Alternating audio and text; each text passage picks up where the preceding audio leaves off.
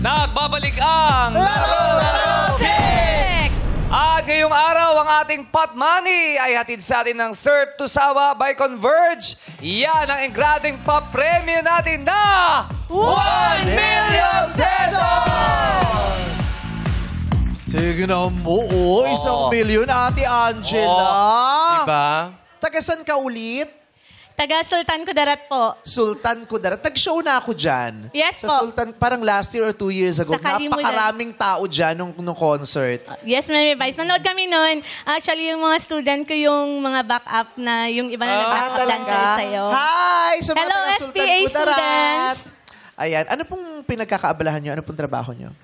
Isa po akong public teacher po sa Mindanao, sa Ano pong pangalan school? Esperanza National High School po. Ko si teacher. Ano pong itinuturo nyo?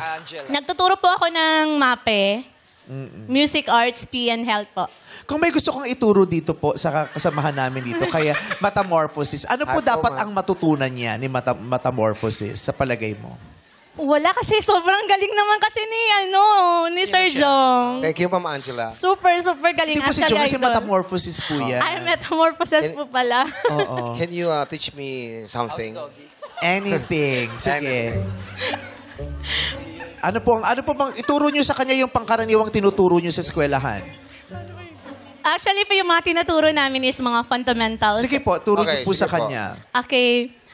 Tuturuan ko po kayo ng the fundamental position of I'm waiting. hand and foot position po. Okay. First position. Kailangan soft. Okay. Then, second position. Oh. Yan. Dapat kasi dalawang kamay. Then, fourth position. Then, Ballet. fifth position. Then, back to the first. Back to the future. Back to the future. Yun. Ito naman po si Ate Chona. Hello po. Anong gusto niya? Kasi di ba, Mape, may music dyan, di ba? Opo. Turo niyo yung hawang kumanta to si Ate Chona. Ay, Kasi sobrang, di ako masyado marunong kumanta eh. sobrang galing kasi ni Sir Ogie. Si Ate Chona nga yan, hindi nga yan si Ay, Ate Ogie. Chona. Na-intimidate Sino ako ba kayo. yung Ogie sinasabi mo? Hello po. Idol ko po kayo. Talaga? Opo. Turuan niyo po si Ate Chona ng kumanta. Sige, sige.